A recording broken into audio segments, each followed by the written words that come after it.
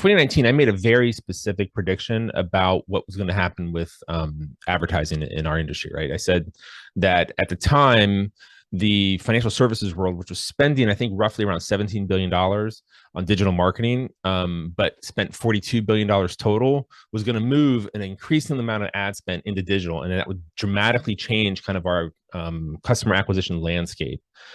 Fast forward to today, in what is it, October 2022, it looks like the industry is going to close the year. The financial services industry is going to close the year pushing between 27 and 28 billion dollars on digital ad spend. That's a $10 billion increase in ad spend since I made that prediction 3 years ago.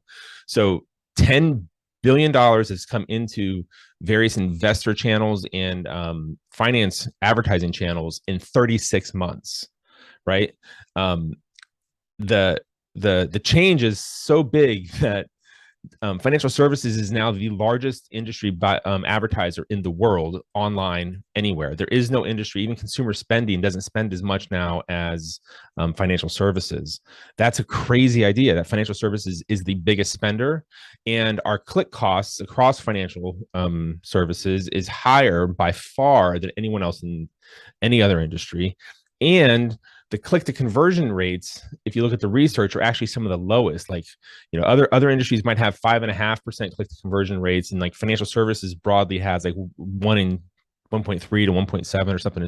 It's really low because there's way more spend, there's way more competition, and this is going to increase a lot, right? Because financial services is moving in mass as an industry towards a digital and fintech environment, and fintech as an industry is already pushing something like a $26 trillion industry size.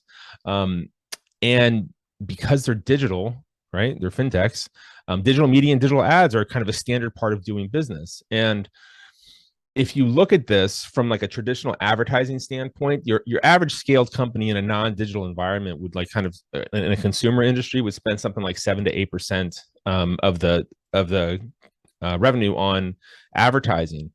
If you pretended that fintechs could do it for less, which would be like spend 5%, and you're looking at something that gets to be a $26 trillion industry, you're talking about spend ballooning to like $66 billion at 5% of that industry size, right?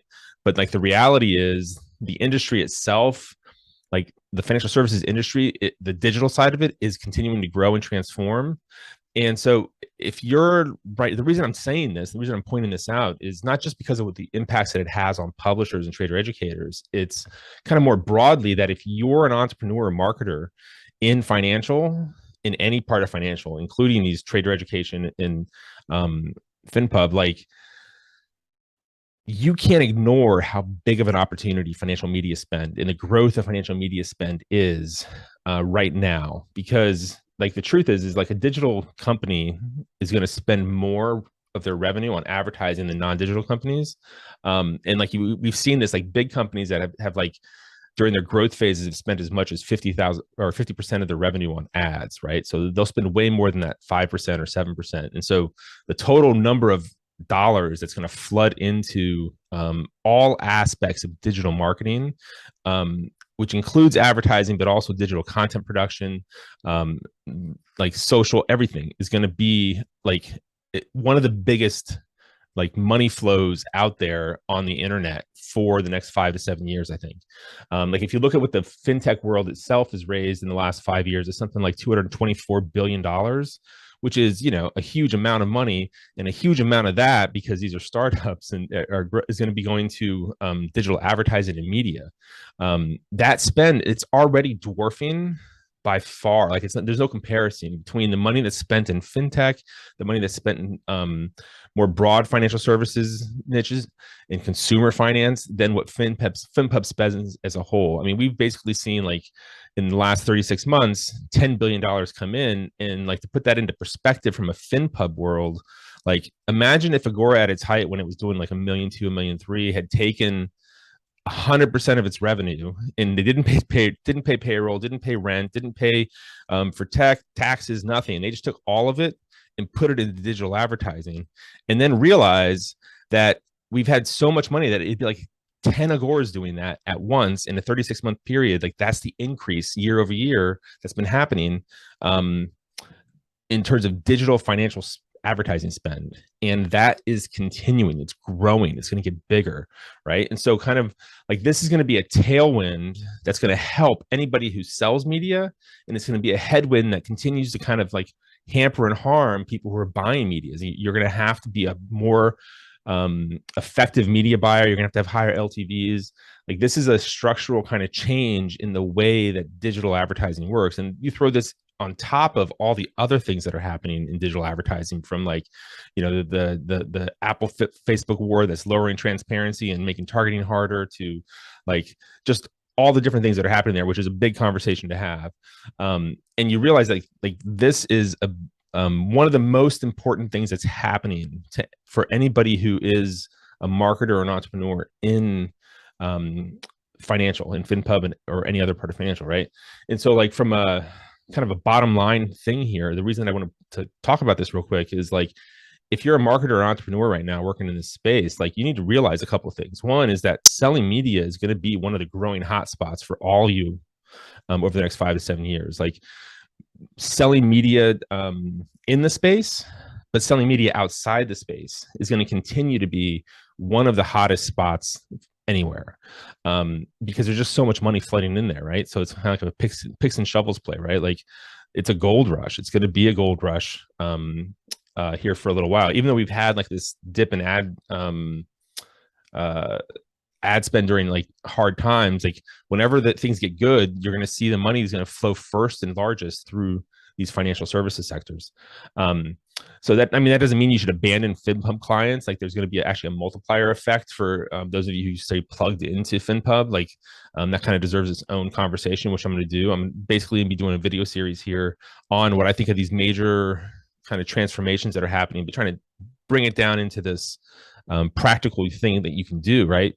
You should be selling media in some form or another. Like it should become a part, whether it's through a partner, like we have like all these great ad networks in our industry that can kind of take that off of your hands, so you can still operate your business, but you can get that kind of advantage of advertising revenue. I think that if you have an ad network, then moving towards like opportunities outside of just the newsletter trader education space is kind of a must do at this point.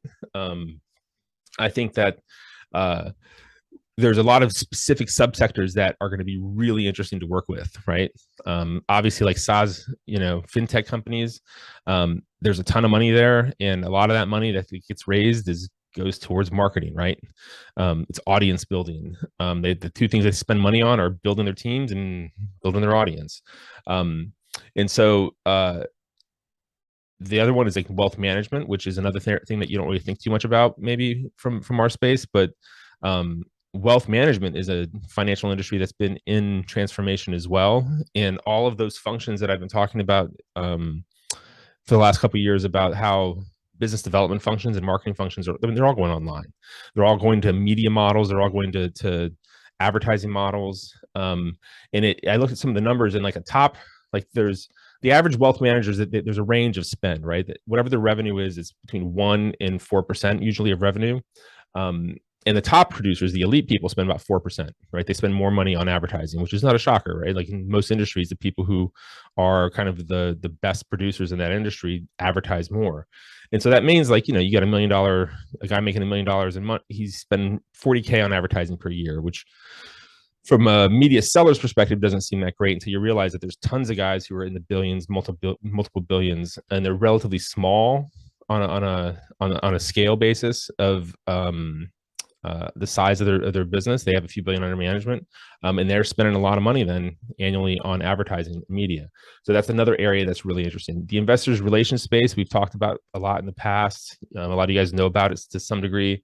I think that is another industry that's in transformation. It's another aspect of this where there's going to be more spend. Like right now, there's a ton of spend, and a lot of you guys who sell media are doing really well working with the current investor relations world.